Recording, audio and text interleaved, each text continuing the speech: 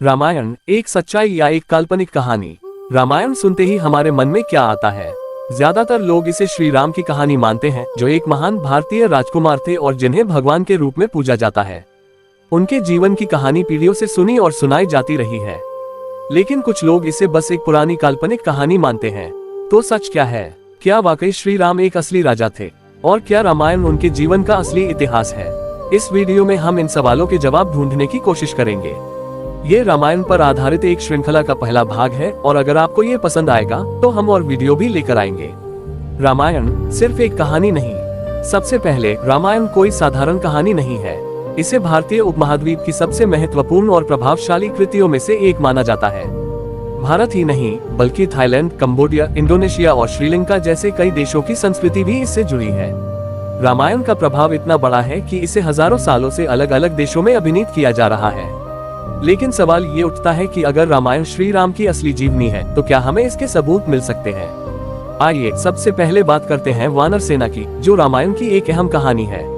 वानर बंदर थे या कुछ और थे, ये बहुत लोगों के मन में सवाल पैदा करता है। सबसे पहले हम इस तथ्य को समझते हैं। रामायण में बताया गया है कि जब रावण ने सीता का अपहरण कर लिया, तो श्री राम और लक्ष्मण उन्हें बचाने के लिए वानरों की सेना के साथ लंका पहुंचे।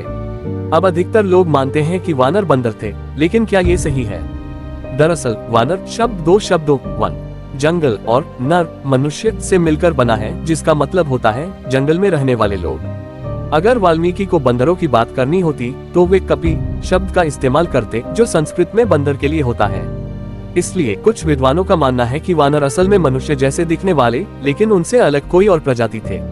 और रामायण शायद पहली किताब है जिसमें इंसानों के अलावा एक और प्रजाति का जिक्र है। किष्किंधा वानरों का साम्राज्य। कहा जाता है कि वानर दक्षिण भारत के कर्नाटक राज्य में रहते थे, जहां उनका एक राजा बाली था, जो बहुत शक्तिशाली और बुद्धिमान था। वानर न सिर्फ दक्षिण भारत से आए थे, बल्कि वाल्मीकि ने लिखा है कि कुछ वानर ऐसे भी थे जो उन जगहों से आए थे जहां सूरज बहुत कम समय के लिए निकलता है और रातें बहुत लंबी होती हैं। अब ये कहाँ हो सकता है? क्या वाल्मीकि आइसलैंड या ग्रीनलैंड जैसी जगहों की बात कर रहे थे?